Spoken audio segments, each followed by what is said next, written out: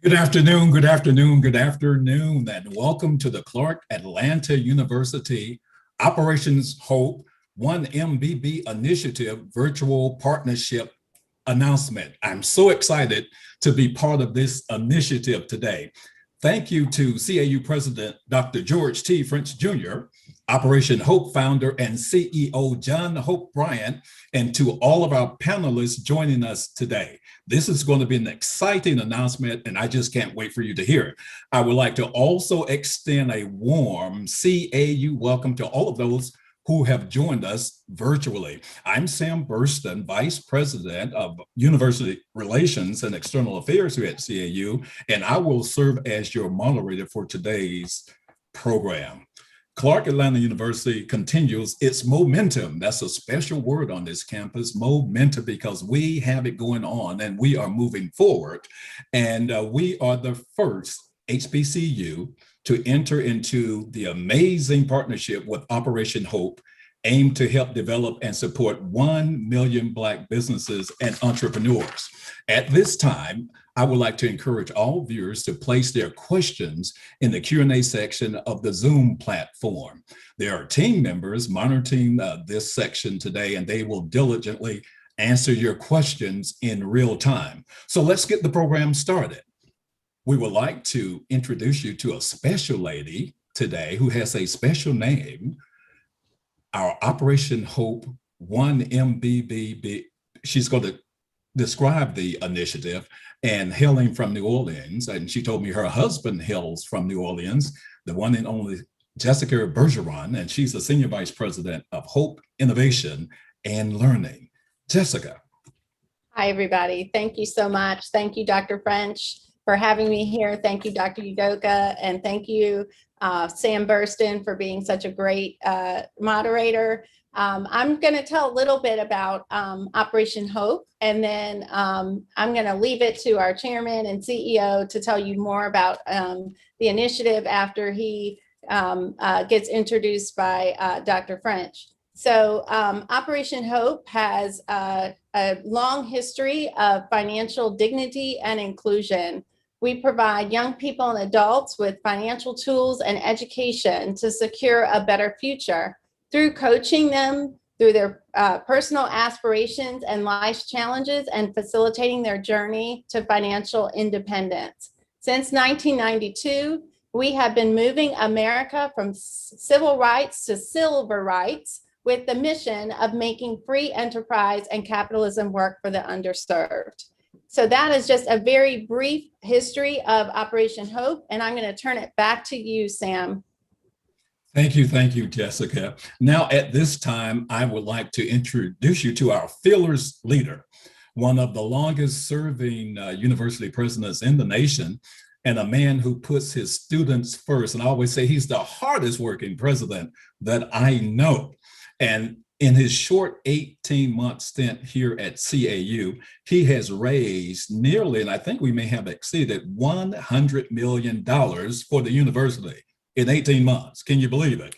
And while increasing corporate partnerships and raising the profile of the university. Please welcome for remarks and introduction of our partner, Dr. George T. French Jr. Dr. French. Thank you so much, Mr. Burston, for that kind introduction. And I'm fortunate to have you as a member of my leadership team. Good afternoon and welcome, of course, to my good friend, Mr. John Hope Bryant, the founder, chairman, and CEO of Operation Hope, to Jessica, who just spoke. Thank you, Madam Vice President, for being the Vice President of Hope, Innovation, and Learning. Dr. Savannah Udoka, our Dean of CAU School of Business Administration, and to each of you who are tuning in and joining us virtually today. I bring you greetings on behalf of Clark Atlanta University and welcome each of you today to this important occasion to announce our partnership with Operation Hope's 1 Million Black Business and Entrepreneur Initiative. Aliko Dangote, a Nigerian billionaire, the wealthiest person in Africa, and considered the wealthiest Black person in the world, says that in the journey of entrepreneurship, tenacity of purpose is supreme. And Mr. Dangote is the founder and chairman of Dangote Cement, Africa's largest cement producer and one of Nigeria's largest private sector employers. According to Forbes, Mr. Dangote is worth $11.9 billion. His quote sets the stage for what this partnership embodies as between Clark Atlanta University and Operation Hope.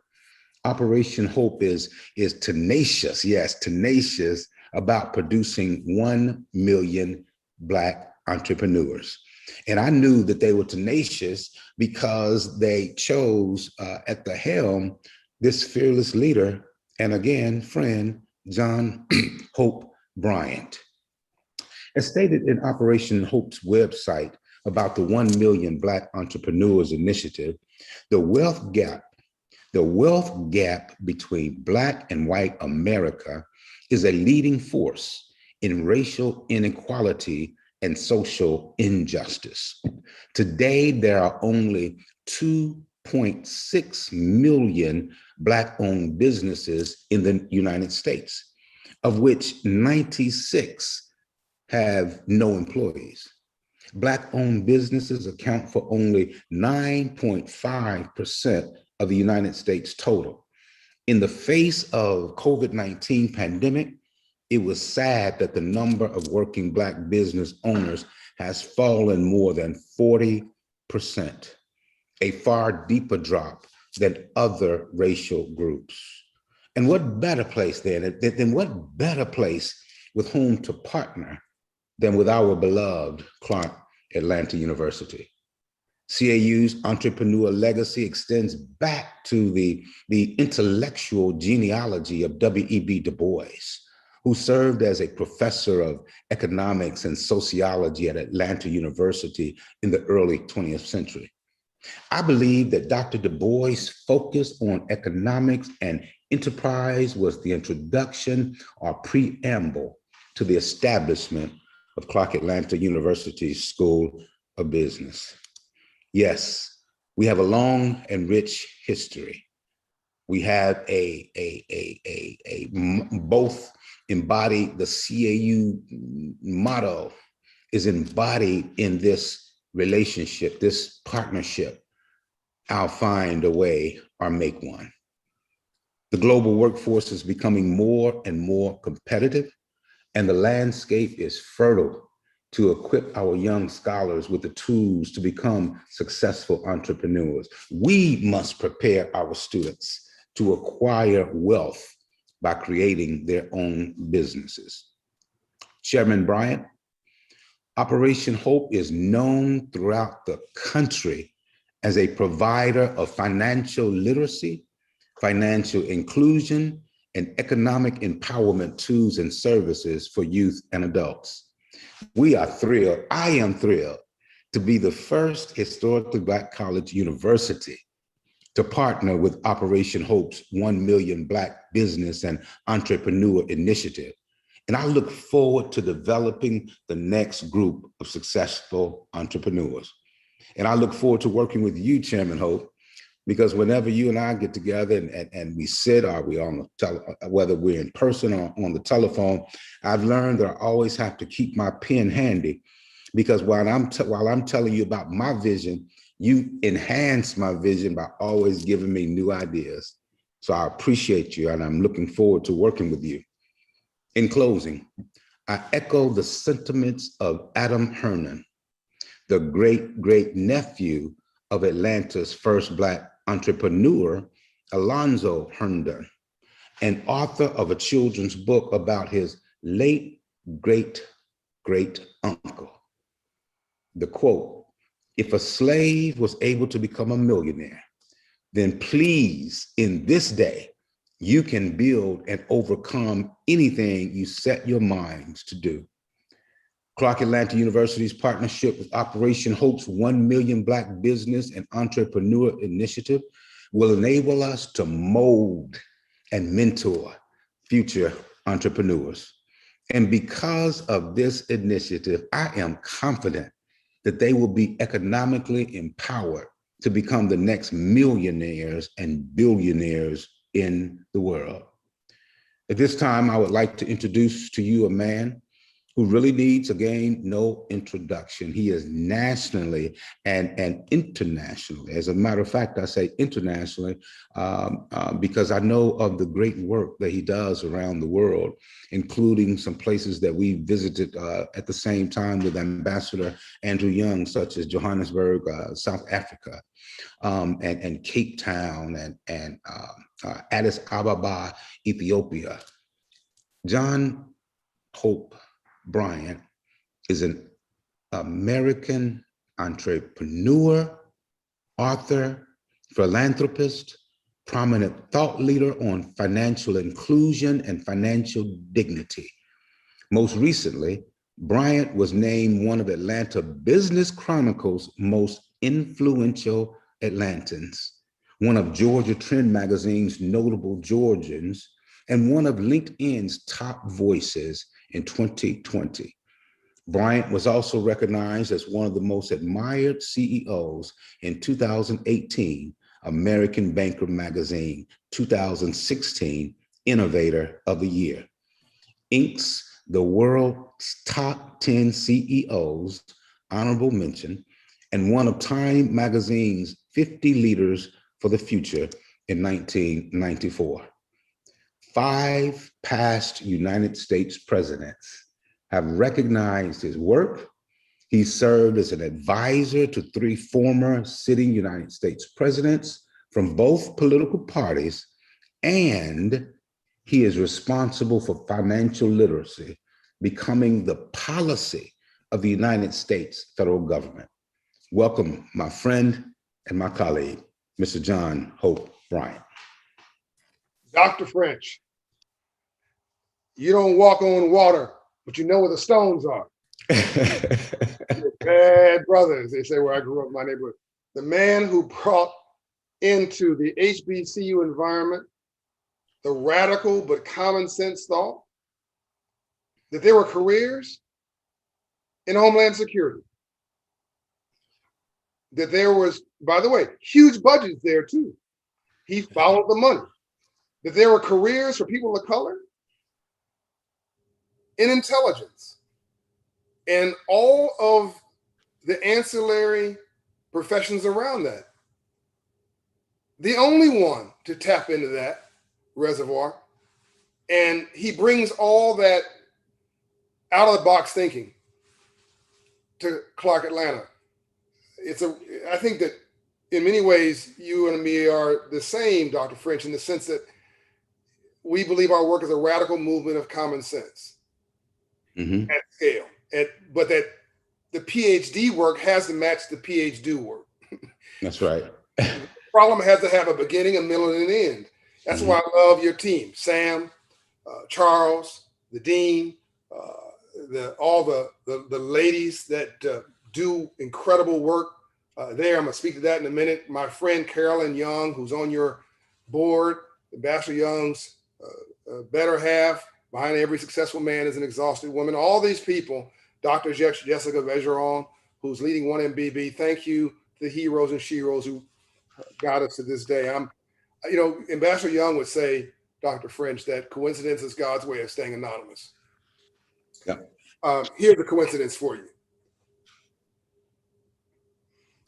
In the early 1800s, 2 former slaves got together. I believe the names were Tate. See if I remember here. Tate and Daniels. And they had a dream for educating former enslaved people in Atlanta. They got together at a church. I think it was called Friendship. It was Friendship Baptist Church. And they got together with 25 other former enslaved people and decided to create an educational institution. It was burned down in the battle for Atlanta in, I think it was 1864. And in 1865, late 1865, the vision called Clark Atlanta was born. From that burning came a phoenix, rainbows, after storms. Now, I'm gonna come back to this, but here's the deep part. The first institution providing graduate degrees to people of color in the South in the history of this country is Clark Atlanta. People may not know that. Hold on. The first institution of higher learning for people of color to accept women in the 1800s was Clark Atlanta. It wasn't called Clark Atlanta back then. It was called, I think it was called Atlanta, Clark Atlanta. That merger came later, but it's the same center, the same ethos. Mm-hmm. The first female dormitory in the early 1800s from anybody, Clark Atlanta. The first graduate degree of a woman, I believe in the year was 1876, Clark Atlanta. The university born out of, oddly enough, Dr. French, the same ethos as Operation Hope. So I keep coming back to 1865, Abraham Lincoln was trying to finish this war thing and trying to wrap it up any way he could. And they decided to siege Atlanta, his generals, and burned it to the ground, and they marched all the way to the sea.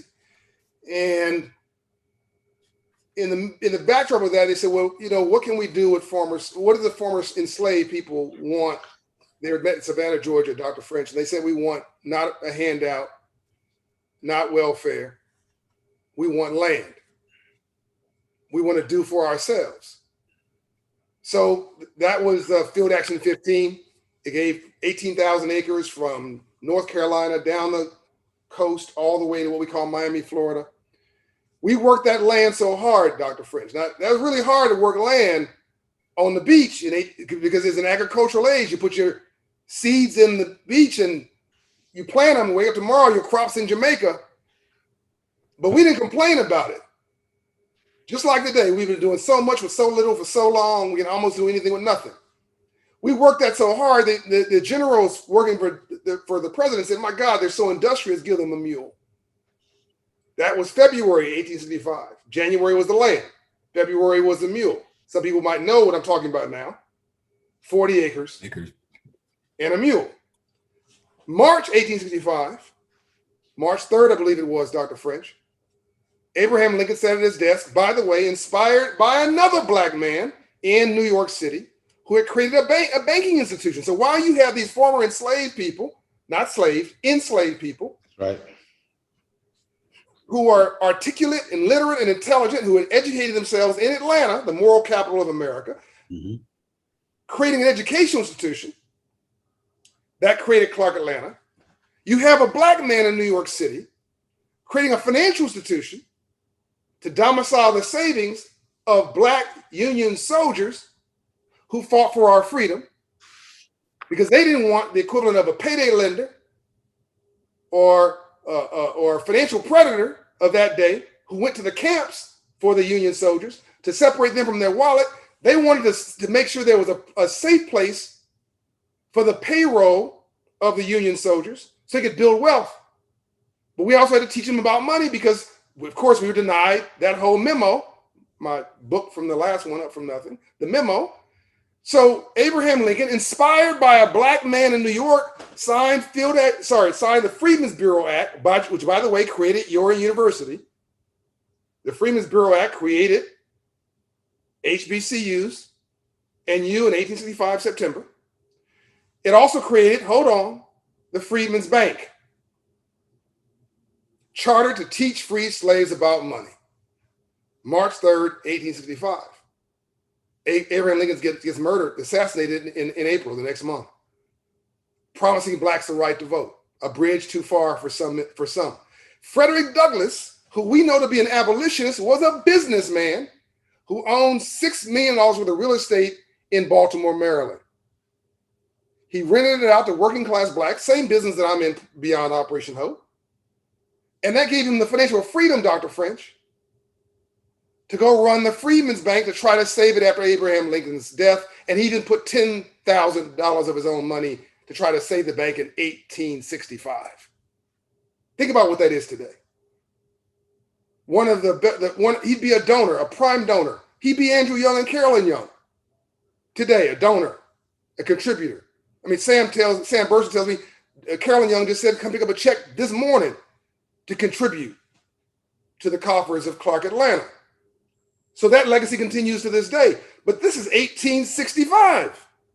And what's the coincidence? What's the chances that a work that I'm now trying to continue of the Freedmen's Bank to teach us about money, to domicile our savings, to build generational wealth, to create business, the way you build wealth today is business.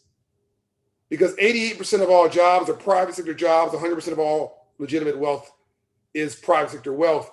And that comes through mostly business ownership and entrepreneurship, as you even cited the gentleman from Nigeria. What's the chance that the work we're doing now and announcing that today, we actually, our history are tied up 150 some odd years ago in the same Freedmen's Bureau ethos, a Freedmen's Bureau for Education, a Freedmen's Bank for economic empowerment. Unfortunately, our institution died, the Freedmen's Bank. It shut in about 1874 because of mismanagement, because we didn't understand money, because no one taught us. So we live in a capitalist system, but no one gave us the tools to capitalism.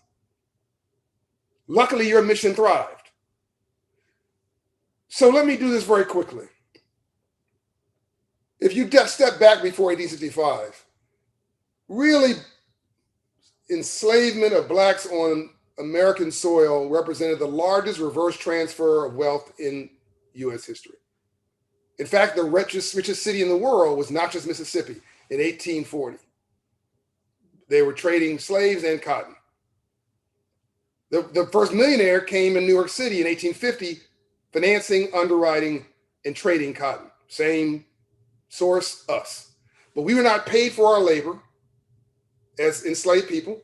The harder we worked, the bigger the big house got. He was a businessman. We were the labor. But we weren't paid for our labor. We worked really hard. And then we got a chance to own land. As we know, 40 acres and a mule, that story fell apart, and we never were involved in the free enterprise system in capitalism. So it's not like we got the memo on free enterprise and capitalism and screwed it up. We just never got the memo. But whenever the rules are published and playing to this level, we excel. We kill it. Look at the arts. Look at professional sports.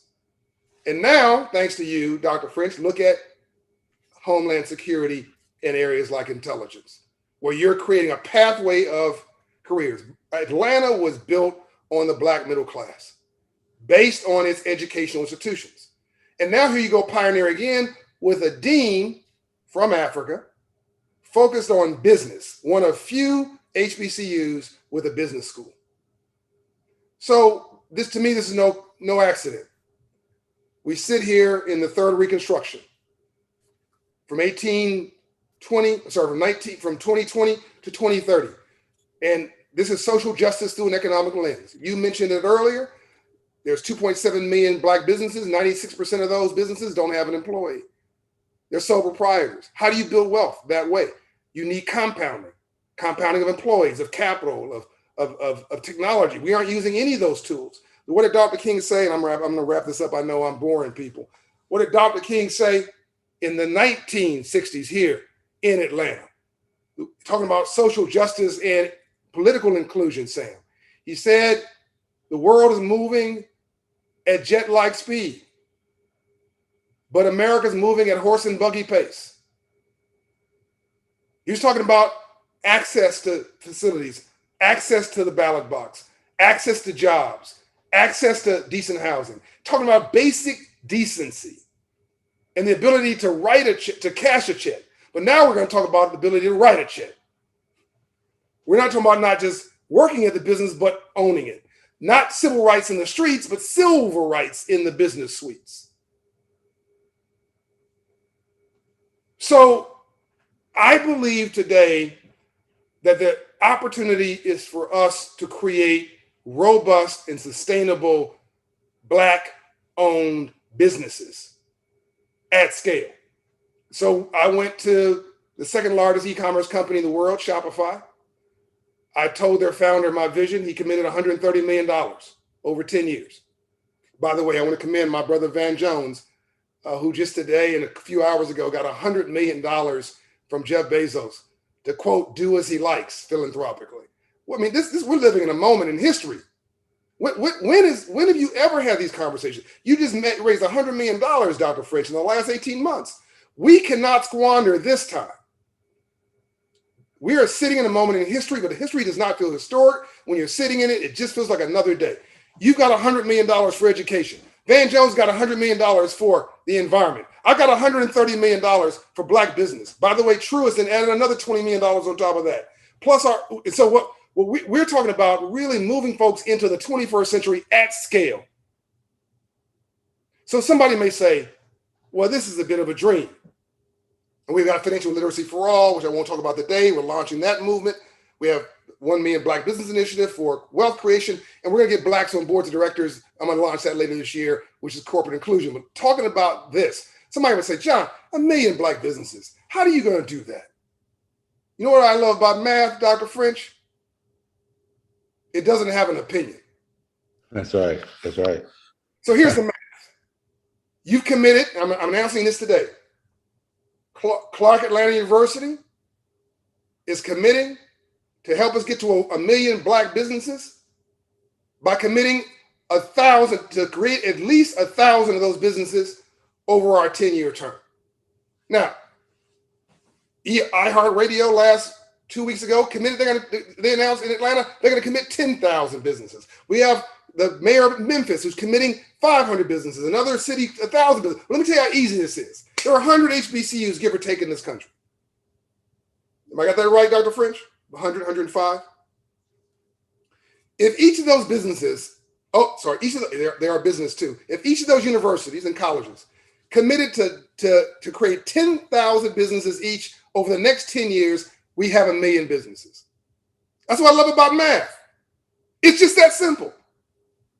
If 100 HBCUs out of 105 commit to follow your lead and commit 10,000 businesses to create, by the way, Operation Hope will do the work. We're going to pay for it. I'm going to walk you through how that works in a minute. Just that will create 1 million Black businesses. But, there are millions of nonprofits and employers and corporations in this country. We're going to go and spread this responsibility around to everybody. But I just want the people watching this to see that it's possible. That if 100 institutions or entities commit to create 10,000 businesses over 10 years, you hit 1 million Black businesses and you change the country. You change our community. You start, what did Van Jones, he said to me one day, the best way to stop a bullet is a job. We create jobs, we create wealth, and you create donors for Clark Atlanta University. Can I get an amen? I'm going to stop, but I can tell you in a minute how this works, but I wanted to just say how proud I am that you are the first. And hopefully there are tens of other HBCUs that follow your lead. But thank you for setting the ether, creating the foundation, and once again, creating history. And CEO Bryant, now we do have a minute. We're actually ahead of time. If you'd like to share, Dr. French, some additional information. Dr. French, I'll leave the commitment to him. When you give me the cue, I'll tell you how it works, just so to take the mystery out of it. I'm ready. I'm ready. Okay. So, all right. So let's make this real simple. I'm going to come at this 2 ways. Let's deal with the aspiring entrepreneur or business owner to begin with. And by the way, there's a difference. If you want to own a notary service, or you want to own a gas station or a nail salon, all of which are good, that's a business owner. You want to create a network of nail salons and change through technology how nail salons operate, that's an entrepreneur. 2 different functions. We need both in our community. So you are somebody with an idea. You come into Clark Atlanta University, They have an intake system. They may have a seminar they're going to produce. You raise your hand. You say, I want to be a business owner, an entrepreneur. I got an idea. We then, Operation Hope, put you through our business training program. Cost to you, free.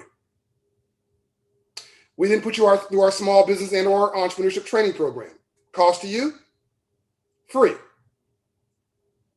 We put you through the 700 credit score communities program, Dr. French, because most of our people, as we just mentioned, are sole proprietors, self-employment projects. So you're going to get bank credit probably through your own credit.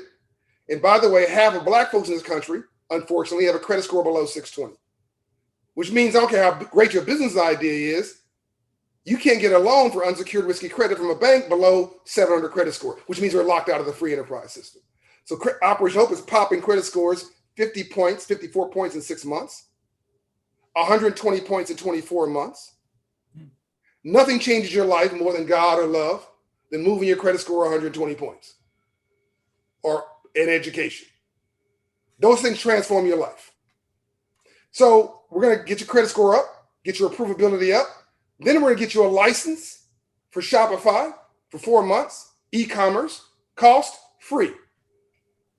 We're going to get you a website, domain name, the search and the securing of it, cost free. Website free.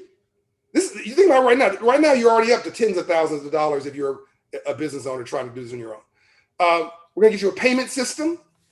So taking all those credit cards, free. An order fulfillment system. Dr. French saying to himself, shoot, I need to start a business myself. I can see what's going through his head. Cost free. If you make your first sale, or when you make your first sale, hold on now, Shopify will finance your sale through a credit line. The credit line comes as part of the partnership. On the back end, now you're growing and you can't figure out the accounting. You can't figure out the technology you need. You can't figure out whether you need a truck, a van, an office building. You got all these ideas in your head. You don't know how to organize them. We have a time bank of lawyers, bankers, insurance professionals, marketing professionals, IT professionals who are giving us Aprio accounting here in Atlanta. Is giving us, I think it's like 10,000 hours at $350 an hour, Dr. French, cost free. So now you get a special forces team, 2 hours per each business of each of these professionals who are going to surround you to help to make you successful. All this vertically integrated model is free thanks to you. Now, let's be very practical now. There's a barbershop around the corner from Clark, Atlanta. They're trying to get some clients. The only way to get clients right now, Dr. French, is somebody drives by him, looks in the window, calls the number, can I get a haircut? The guy's like, well, hold on a minute, I'm cutting some hair. Hold on a minute. Let me look at my book. Call me back. Hang the phone up. Are we going to call back? Who knows? You lost a customer. Here's how it works now. You're sitting in bed in midnight in the hotel room. You have a meeting at Clark, Atlanta tomorrow. You need a haircut. You go online, search. Thanks to us, you search for a barbershop. Now Joe's Barbershop comes up on e-commerce. The e-commerce website comes up. You go online. You schedule an appointment on their online scheduling app. You plug in your credit card online. If I cancel, you still get a fee. If you get a fee, whether I show up or not. Now I'm online. I see you got some hair oil for sale. I want to buy that. I need a wave cap, sort of. I need, there's some other products I see online. I want to buy that. Now you've made money in your sleep. You've built wealth in your sleep as a business owner. And now there's other people going that same website while you are asleep. You're magnifying the power of that business. That applies to every restaurant, every nail salon. It doesn't matter whether you're low tech or high tech. You have an existing business or want to start a new one. Technology is the future. And we're giving you an on-ramp through this partnership to join the technology revolution.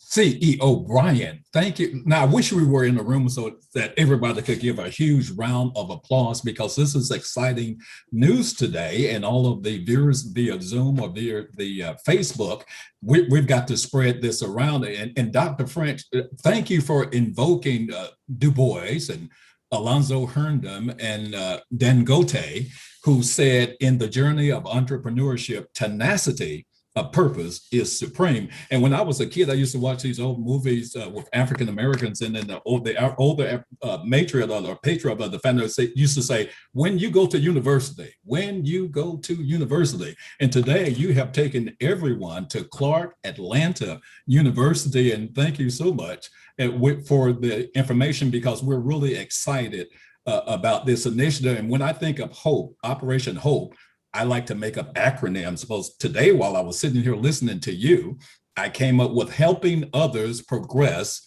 enthusiastically. That's what hope means to me, and you've done a great job in sharing that. So thank you so much.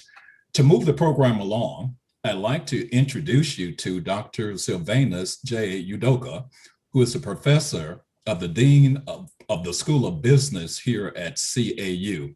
In this position, he is focused on creating an enabling environment for responding transformative, innovative learning that produce business and industry leaders who will completely and successfully go on and spread the great news about entrepreneurship. Dean Sylvanus Udoka, please take it away. Thank you so much, Sam. I'm not sure who put the program together to put me behind John Hope Bryant and President George T. French, two supreme orators. I take notes when I listen to both of these men. Whenever they speak, I take good notes, copious notes. And in doing so, I look at what I had to present here. I was crossing off things I had to say because it's been covered. So I now have to improvise and tell you a bit more about the School of Business Administration. My president did such a supreme job of talking about CAU. So now I have to tell you about the School of Business Administration and why it makes sense for us to lead this effort here at CAU. I would say with the storied reputation of the School of Business Administration here at Clark Atlanta University, the school has been a leading producer of Black leaders in business, industry, government, as well as highly successful entrepreneurs for almost 75 years now. This year, we celebrate the 75th year of the founding of the School of Business Administration. You will hear a lot about that in the coming months this year. The school has a global footprint with a representation from 40 US states and over 30 countries. The school seeks to transform lives by creating and delivering relevant and vibrant business programs that catalyze innovation in business, ignite new ideas to foster the discovery of solutions to grand challenges facing business and society. And we develop agile core abilities that will spawn the launching of our students' professional careers. This is achieved through quality programming, access to diverse resources, and strategic alignments with robust initiatives such as those that will be provided through the One MBB initiative. This initiative aligns so closely with the vision that we have for the School of Business, because one of the things, Chairman Bryant, that we look at is authentic learning. And authentic learning brings practical applications to the classroom. And this is what these initiatives will bring to us here at CAU. We are committed to sharing the message and opportunity that One MBB provides to our current students, to our alumni network, to our partnerships all across the globe as here in the business. The idea here is to grow existing and new Black-owned businesses to create generational wealth in Black America. The opportunities presented by One MBB are transformational, especially for students and minority serving institutions at large. We look forward to jointly creating scalable models of implementation that will radically shift outcomes for businesses, for budding entrepreneurs, and schools of business in the Atlanta University Center and beyond. I am certainly thankful to you, Chairman John Hope Bryant, for your vision to create this exciting opportunity. I thank our President, Dr. George T. French Jr., who also is a visionary, who sees these things just before anyone else sees it. That's why we are the first to join this. I thank you, Mr. President. I am committed 100% to support this initiative, to go even beyond the numbers that you mentioned of 1,000 businesses created through CAU. I am as excited as I can be about this opportunity and look forward to working with you, Chairman Bryant, and with you, President French, and the entire team to make this a reality. At this time, I would also like to thank our viewers for tuning into our event today. Before I toss it back to Mr. Burston, I want to share with you the details on how you can enroll into this amazing program.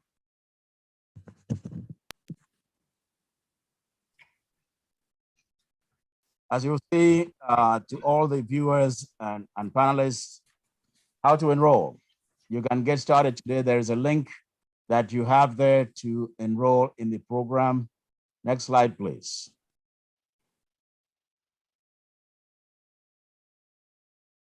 And the next slide tells you how you can get involved. And by the way, I should mention, as you will see, that all of this information is available on the website for Operation Hope under the 1MBB link. And the information there, Dr. Bergeron is on this call, is the contact person. You have her email address, please reach out. Next slide, please. And Chairman Bryant has spoken about the connection between Operation Hope and Shopify. A lot more information is available on the website, and you'll hear more in the slides, in the video presentation that follows. 1MBB, to create 1 million new Black businesses by 2030.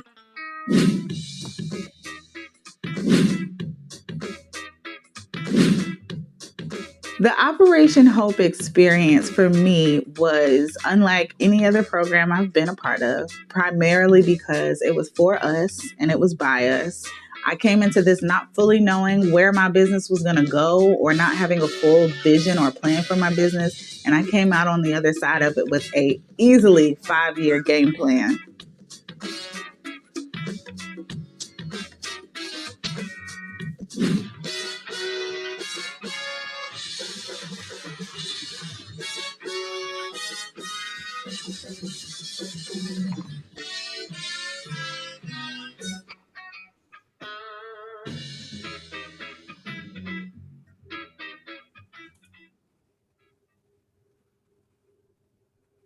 Thank you, so Dean. much. Thank you. I'll give it back to you, Sam. Thank you, Dean Udoka. What an amazing event today, and congratulations to Clark Atlanta University, Operation Hope, and the 1 Million Black Business Initiative. We look forward to a strong and effective partnership, and we invite you to visit our mutual websites at cau.edu or operationhope.org/1MBB to learn more. I would like to thank the audience, the Zoom audience, for joining us today. I would also like to thank Dr. George T. French Jr. for your leadership and for your enthusiasm. Thank CEO John Hope Bryant, Dr. Jessica Bergeron, and in the background, I'd like to thank Neil Washington and Bill Fair with Operation Hope on the CAU side. Thank you, Dr. Rose, for always keeping us on the straight and narrow and doing such a wonderful job for the Zooms. Also like to thank Barbara Martin, Maya Jones-Walker, and of course, let's thank Dr. Gibbs for the role he played in putting all of this together. Listen, again, thank you. Stay enthused. We're really excited. Have a wonderful rest of your day.